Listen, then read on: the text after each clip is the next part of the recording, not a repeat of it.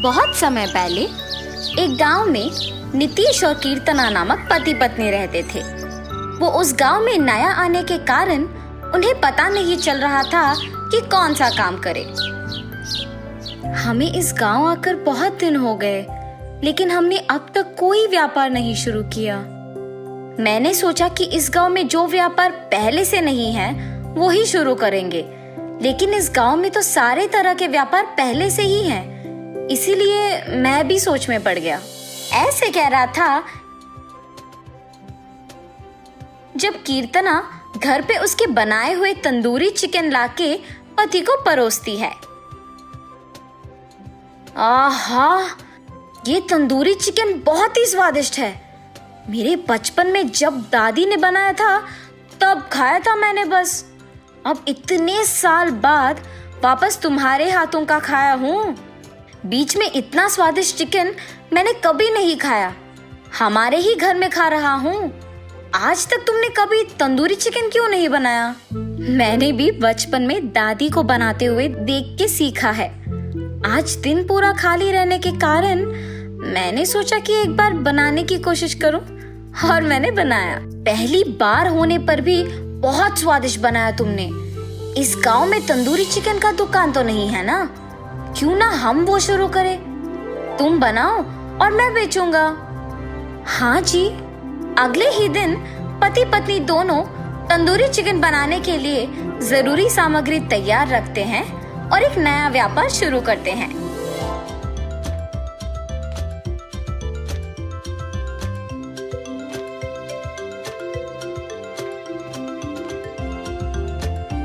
और फिर उसे जला के तंदूरी चिकन बनाती है। तंदूरी चिकन, गरम गरम तंदूरी चिकन, आइए आइए। रास्ते में जाते हुए लोग तंदूरी चिकन की सुगंध को आकर्षित होकर उस दुकान को जाते हैं। नीतीश तब सबको गर्मा गर्म ताजा तंदूरी चिकन परोसता है। आहा, कितना स्वादिष्ट है। बहुत अच्छा तैयार किया है। हाँ हाँ, बहुत स्वादिष्ट है। इस समय में भी इतना स्वादिष्ट खाना कौन बना रहा है आजकल?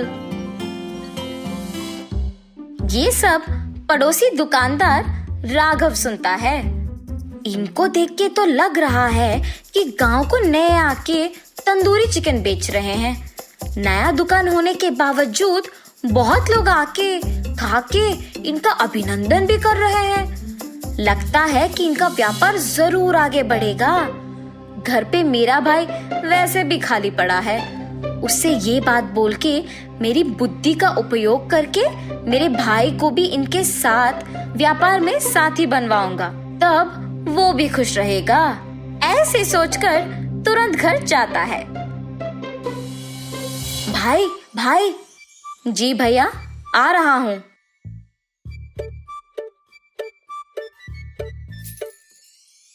रघु, मेरा बात सुनोगे? हाँ भैया, हमारे बगल में ही एक नया तंदूरी का व्यापार शुरू किया है किसी ने। उन्हें देख के लग तो रहा है कि आगे बढ़ेंगे। मैं तुम्हें उनके व्यापार में साथी बनाऊंगा। अगर वो लोग मुझे साथी नहीं बनाएंगे तो मैं हूँ ना, तुम कुछ मत सोचो। ऐसे कह के अपने भाई को उनके पास लेके जाता है। आप क्या इस गांव में नए आए हो जी? जी हाँ, क्यों पूछ रहे हो? कुछ नहीं जी, मेरे भाई ने आपके आने से पहले ही सोचा था कि वो एक तंदूरी व्यापार शुरू करेगा। इतने में आप लोग आके शुरू कर दिए। अरे रे, तो फिर अब आप इस गांव में नए आए हो ना? मेरा भाई तो बरसों से रह रहा है। इस गांव में क्या कहाँ मिलता है सब मेरे भाई को पता है। इसीलिए आप तीनों मिलके व्यापार करो। आए हुए लाभ को समान हिस्से में बांटो। अब मेरे भाई को भी मुकाबला के लिए एक और दुकान लगाने की कोई जरूरत नहीं पड़ेगी। हम इस गांव में नए आए हैं। अगर इस आदमी के भाई ने हमारे ही सामने मुकाबला करने के लिए नया दुकान लगाया तो सारे लोग उसके जान पहचान होने के कारण उसी के दुकान चले जाएंगे। पर अगर मैं उस आदमी को मेरे ही व्यापार में साथी बनाऊंगा तो कोई परेशानी नहीं होगी और व्यापार में भी लाभ आएगा। हाँ हाँ, आपने सही कहा। हम तीनों मिलकर यह व्यापार करेंगे। रघु, अब उनके साथ अच्छे से व्यापार करना, ठीक है? ऐसे कह के वहाँ से चले जाता है। तब से कीर्तना तंदूरी चिकन बनाती थी, रघु आए हुए ग्राहक को वो पहुंचाता था और नीतीश उन सब से पैसे लेता था। ऐसे उनका व्यापार थोड़े ही दिनों में लाभ आके बढ़ जाता है और उस गांव में कीर्तना के हाथों का तंदूरी चिकन बहुत प्रसिद्ध होता है। हमेशा की तरह नीतीश पैसे बांट रहा था और रघु को उसके पैसे मिले थे। अगर मैं ये व्यापार अकेले करता हूँ तो मुझे और पैसे मिलते। मुझे वैसे भी पता है कि वो तंदूरी चिकन कैसे बनाती है, तो मैं भी उसे अब बना सकता हूँ। मुझे इस गांव के सारे लोग पता है, तो पक्का सभी मेरे ही दुकान को आएंगे। रघु, पैसों को जेब के अंदर डाले बिना क्या सोच रहे हो तुम? कुछ नहीं, कल से मैं तुम लोगों के साथ व्यापार करने नहीं आऊंगा। मैं खुद से व्यापार शुरू करूंगा। हम तीनों अच्छे से ही तो व्यापार कर रहे हैं। क्या हुआ तुम्हें? अचानक क्यों खुद से व्यापार शुरू करना चाहते हो? मुझे तुम लोगों को कुछ बताने की जरूरत नहीं है। मुझे जो पसंद मैं वही करूंगा। ये कह के वहां से चले जाता है। जिस बात का मुझे डर था अब वही हुआ। इसी डर के कारण तो मैंने इस आदमी को अपने व्यापार में साथी बनाया था। वैसे ये अकेले कैसे सारे काम कर पाएगा? हाँ, देखेंगे क्या होगा। तुरंत ही रघु उनके दुकान के सामने उसके नए तंदूरी व्यापार को शुरू करता है। सहायता के लिए और लोगों को काम पे लगाऊंगा तो उन्हें पैसे देने पड़ जाएंगे। सारा काम अगर मैं ही करूंगा तो सारा लाभ भी मेरा ही होगा। ऐसे तंदूरी भी वही बनाता था, लोगों को वो ही पहुंचाता था और पैसे भी वही लेता था। लेकिन कीर्तना जितना स्वादिष्ट तंदूरी नहीं बना पाया और इसी कारण जो भी ग्राहक उसके दुकान आते थे वो वापस नहीं आते थे। ऐसे व्यापार शुरू करने के थोड़े ही दिनों में नुकसान हो जाना रघु को बहुत दुखी कर देता है। रघु, ऐसे ना हो इसीलिए तो मैंने तुम्हें उनके व्यापार में साथी बनवाया। तुमने ऐसे क्यों किया? भैया, मैंने सोचा कि अकेले व्यापार करने से ज्यादा पैसे मिलेंगे, इसीलिए मैंने ऐसे किया।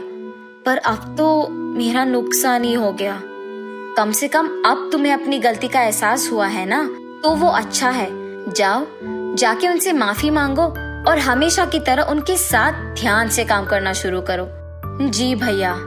ये फैसला करके रघु और राघव दोनों मिलके नीतीश के पास जाते हैं। मैंने पैसों की लालच में ये भूलकर खुद का दुकान शुरू करने चला गया कि आपने मुझे आपके व्यापार में समान हिस्सा दिया। मुझे माफ कीजिए। ठीक है, तुमने अपनी गलती मान लिया है ना, मैं तुम्हें हमारे व्यापार में वापस ले लूंगा।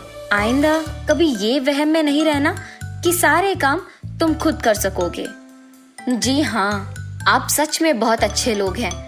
मेरे भाई की गलतियों को आपने माफ किया और वापस व्यापार में साथी बनाया। तब से कीर्तना तंदूरी चिकन बनाती थी, रघु और नीतीश बाकी के सारे काम करते थे। चिकन के व्यंजन में अलग प्रकार बना के बेचने पर जो पैसे उन्हें मिलते थे उनसे वो उनका जीवन खुशी से बिताते हैं।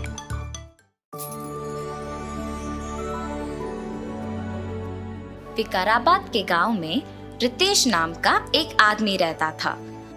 वो अपने माता पिता के साथ रहता था। उसके पास व्यापार करने के पैसे तो थे, पर उसे पता नहीं चल रहा था कि कौन सा व्यापार शुरू करे।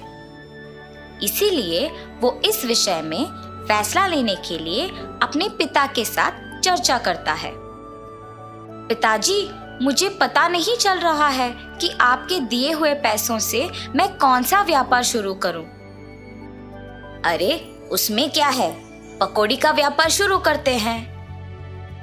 पकौड़ी का व्यापार? हाँ बेटा, हमारे गांव में जलेबियों का, समोसे का, अचार का, पापड़ का ऐसे बहुत व्यापार है। तो तुम्हें कुछ अलग व्यापार करना होगा। गांव में जो व्यापार नहीं है, अगर तुम करोगे तो अच्छा लाभ पाने का मौका होगा। सिर्फ सादा पकौड़ी कौन खरीदेगा पिताजी? इसीलिए हम सिर्फ सादा पकौड़ी नहीं बनाएंगे। तो फिर हम सादा पकौड़ी में साथ साथ चिकन पकौड़ी, फिश पकौड़ी, मिर्ची पकौड़ी, आलू पकौड़ी, प्याज के पकौड़ी, अंडे के पकौड़ी जैसे अलग अलग तरह के पकौड़ी बनाएंगे। ऐसे हमारा व्यापार को बहुत लाभ मिलेगा। रितेश को अपने पिताजी के बात सच लगे। परंतु मुझे इतने प्रकार के पकौड़ी बनाना नहीं आता है ना पिताजी। मुझे भी तो बनाना नहीं आता। हम खुद इन सब के विधि बनाएंगे और इसके लिए तुम्हारी माँ भी सहायता करेगी।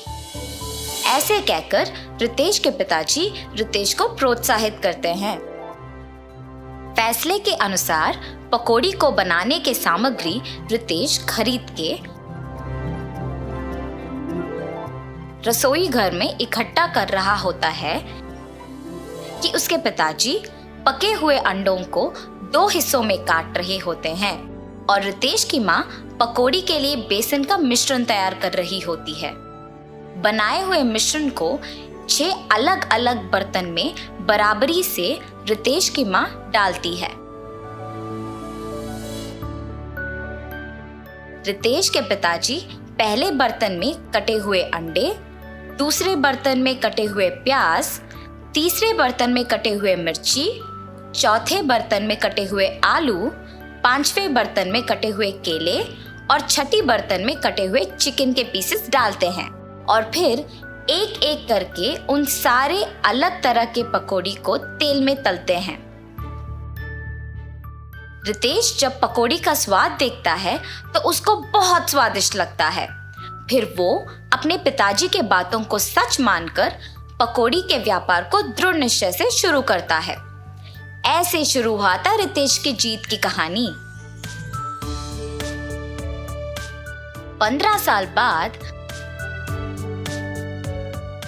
वही पकौड़ी का व्यापार रितेश को सिर्फ अमीर ही नहीं बल्कि बहुत घमंड और कठोर बना देता है। दूसरी ओर रितेश के पिताजी को बहुत दिनों से ठीक से दिखाई नहीं दे रहा था और सुनाई भी नहीं दे रहा था। इसीलिए वो रितेश को चिकित्सा करवाने के लिए पूछने की प्रयत्न करते हैं, पर रितेश कभी उनको समय ही नहीं देता था। इसीलिए रितेश के पिताजी खुद अस्पताल जाने का निश्चय करते हैं, पर उनके पास पैसे ना होने के कारण रितेश के दुकान को निकल पड़ते हैं।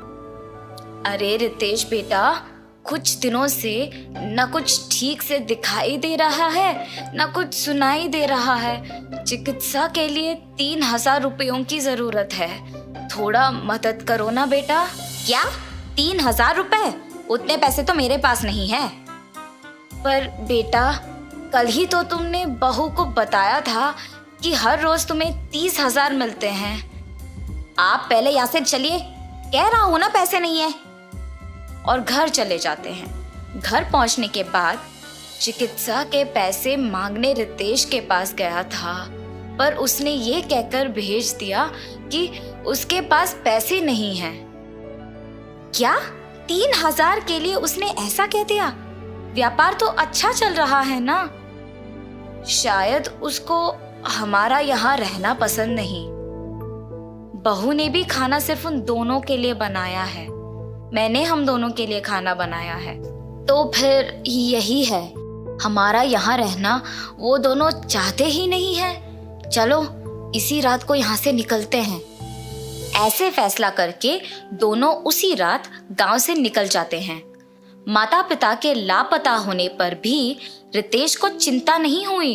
अगर किसी ने पूछा तो कहता था कि तीर्थ यात्रा पे गए हैं।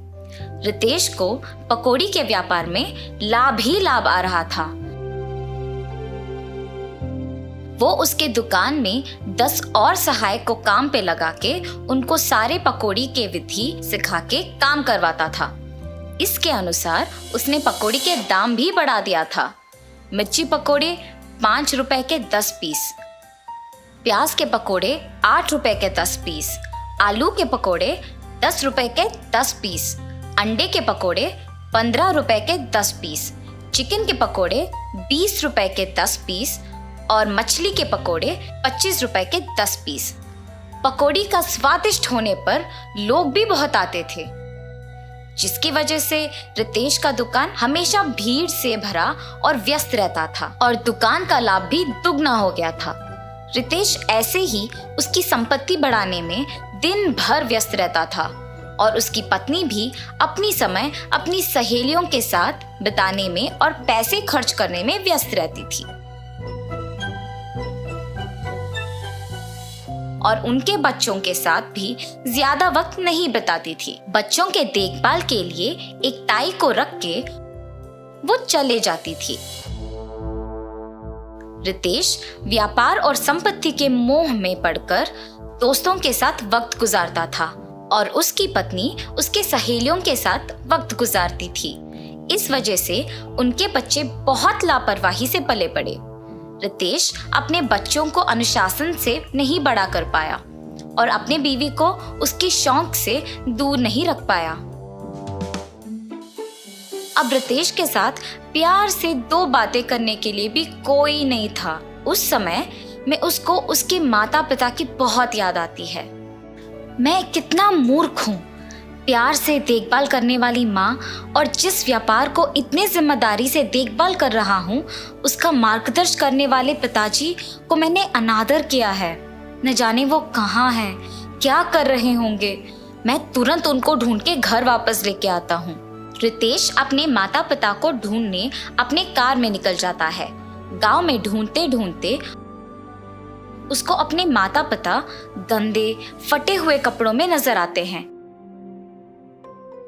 ये देख रितेश भाग के उनके पास जाता है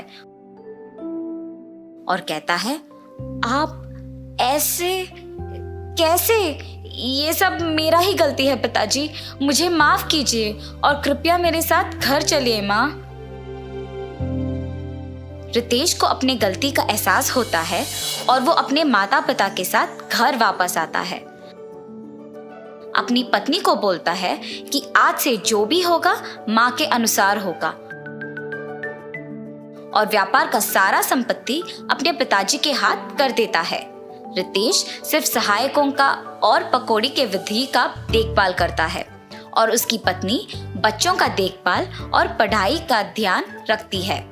सुख संपत्ति और परिवार का प्यार पाके सब सदा खुश रहते हैं। इस कहानी का नैतिक है, माता पिता से बढ़कर इस दुनिया में और कुछ नहीं है।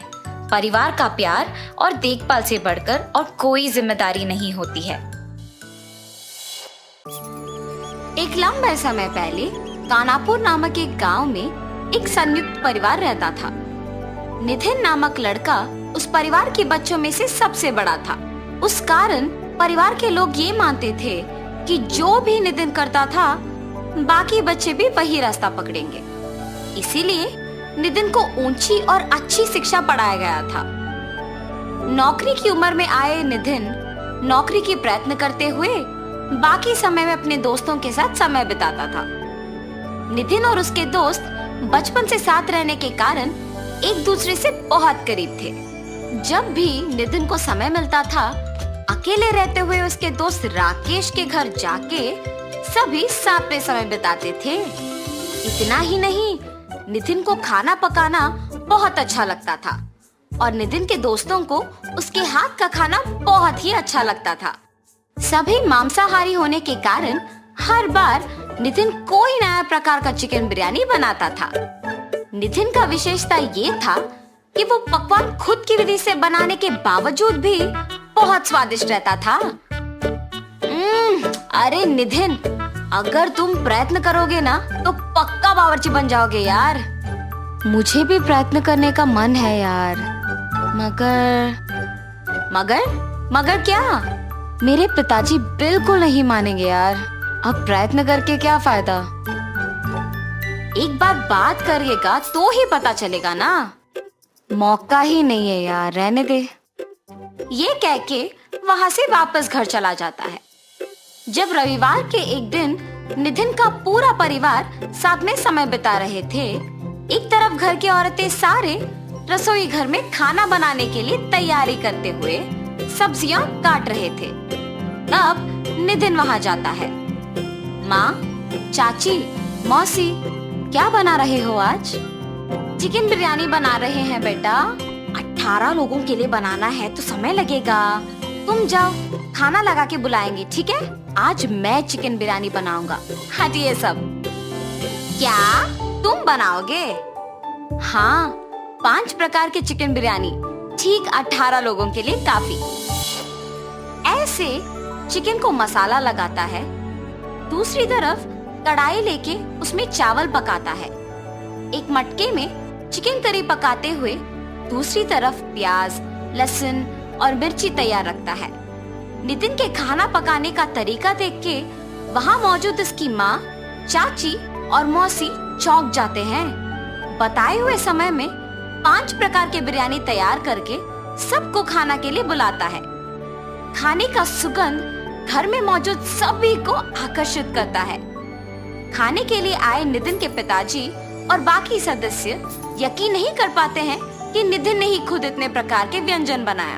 अरे नितिन, क्या तुमने ये सब किया है? जी पिताजी, मटका चिकन बिरयानी, चिकन दम बिरयानी, तले हुए चिकन का बिरयानी, नारियल के दूध का चिकन बिरयानी और चिकन खीमा बिरयानी मैंने ही बनाया है। सूखने से पहले ही खाएंगे। आइए पिताजी। ऐसे सभी मिलके खाना शुरू करते हैं। खाना शुरू किए हुए लोग खत्म होने तक एक भी बात किए बिना खाते ही रहते हैं। खाना खत्म होते वक्त नितिन के दोनों दोस्त राकेश और उज्जवल उसके घर पहुंचते हैं। आते ही आहा, लगता है आज नितिन ने ही खाना पकाया है। तुम्हें कैसे पता है बेटा? विधि के सारे प्रयोग राकेश के ही घर पे तो करता है ना अंकल। उसके हाथों में जादू है अंकल। जो भी पकाता है बस स्वादिष्ट रहता है, मुख्य रूप से चिकन बिरयानी। नितिन के हाथ का खाना स्वाद करके और उसके दोस्तों से उसकी प्रशंसा सुन के उसके पिताजी उसकी प्रतिभा पहचान के सोच में पड़ जाते हैं। परिवार के सारे सदस्य नितिन की पाक कला के प्रशंसक बन जाना उन्हें बहुत खुश कर देता है और नितिन को बुला के बात करने का फैसला करते हैं। बेटा नितिन, इधर आओ। तुम्हारे बनाए हुए सारे बिरयानी बहुत ही स्वादिष्ट है। खुद की विधि से बना के भी इतना अच्छा बना पाए हो। मुझे तो पता ही नहीं था कि तुम इतना अच्छा खाना पका सकते हो। अगर मुझे पहले पता होता कि तुम में इतना प्रतिभा है तो मैं तुम्हें बावर्ची बनाने के लिए प्रोत्साहित करता बेटा। पिताजी, सच्ची? मतलब आप जो कह रहे हो क्या वो सच है? यकीन नहीं कर पा रहा हूँ। भैया, क्या बात कर रहे हो आप? मेरे भी बच्चे अब बावर्ची बनने की ठान लेंगे। अरे जीजा जी, बच्चों का भविष्य अच्छा हो इसीलिए तो नितिन को इतनी ऊंची शिक्षा पढ़ाई है। अब आप कह रहे हो कि उसे बिल्कुल असंबंधित काम करो। हमें खुद समझ नहीं आ रहा। घर के सारे लोग के ना मानने पर नितिन के पिताजी भी कुछ नहीं कह पाते हैं। नितिन को उम्मीद देकर तुरंत उसे निराश कर देते हैं। नितिन बेचारा कुछ नहीं कह पाता है और गम में अपने दोस्तों के साथ बाहर चला जाता है। तब नितिन के दोस्त, अरे नितिन, मेरे पास एक उपाय है। क्या है वो? अगर हम चुपके से एक बिरयानी का टेक अवे शुरू करें तो? वाह रे वाह, ये तो बहुत अच्छा सोच है। वैसे कहाँ लगाएंगे उज्जवल? कहाँ पकाऊंगा और कहाँ बेचूंगा? पकाना मेरे घर में करो, तुम्हें आदत भी तो है। और बिरयानी का टेक अवे हम उज्जवल के लस्सी के दुकान में ही लगाएंगे। खाना पकाने के लिए और बेचने के लिए क्या इससे अच्छा स्थान मिलेगा तुमको? हाँ, मगर निवेश, व्यापार का प्रक्रिया, ऐसे बहुत काम है। हाँ, हम सबके बचे हुए पैसों के साथ धीरे से शुरुआत करेंगे। पहले दिन के आए हुए पैसे ही दूसरे दिन का निवेश होगा और आगे के दिनों के लिए वही प्रक्रिया भी बन जाएगा। इतने शुभ काम के लिए परेशान क्यों हो रहे हो तुम? ऐसे तीनों दोस्त फैसला करके अगले दिन के लिए तैयारी करते हैं। राकेश और उज्जवल किराना चीजें लेकर आते हैं। नितिन राकेश के घर पे बैठकर नए व्यापार के लिए विधि और प्रक्रिया का तैयारी करता है। राकेश और उज्जवल मिलके लस्सी सेंटर में बिरयानी का टेक अवे बोर्ड लगाते हैं। अगले दिन सुबह नितिन राकेश के घर के लिए निकलता है। वहाँ मौजूद चाकू और बाकी सामग्री तैयार रखता है।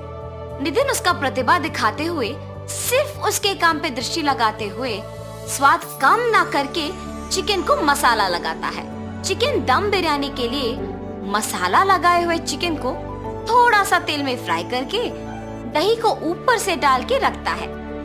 ऐसे ध्यान से सारे व्यंजनों को बनाता है। राकेश और उज्जवल को बुला के बिरयानी उनके साथ दुकान को भिजाता है। लस्सी पीने के लिए आए हुए लोग वहाँ बिरयानी का सुगंध अच्छा लग के बिरयानी खरीदना शुरू करते हैं। पहले ही दिन सारा बिरयानी बिक जाने पर नितिन को अपने आप पे भरोसा आता है और दूसरे दिन के लिए तैयारी करता है। ऐसे कुछ ही दिनों में उज्जवल लस्सी सेंटर में बिक रहे बिरयानी बहुत प्रसिद्ध होता है। ऐसे ही नितिन के पिताजी तक ये बात पहुंचती है। गांव वालों का उस बिरयानी के बारे में बात करना और प्रशंसा करना सुन के उन्हें शक आता है। उज्जवल को मिलके सच जान लेते हैं। बेटा को प्रोत्साहन करना उन्हें सही और जरूरी लगता है और इसीलिए नितिन को बुला के बात करते हैं। बड़े पैमाने पे पारिवारिक सामंजस्य नितिन के लिए चिकन बिरयानी टेक अवे का दुकान खुलवाते हैं। नितिन भी उसके पिताजी का भरोसा को बनाए रखता है और दिन ब दिन प्रसिद्ध होते ही रहता है। इतना ही नहीं, नितिन के परिवार के बाकी सदस्य उनके बच्चों के मामले में चिंता छोड़ के उन्हें खुद उनके भविष्य का निश्चय करने छोड़ देते हैं।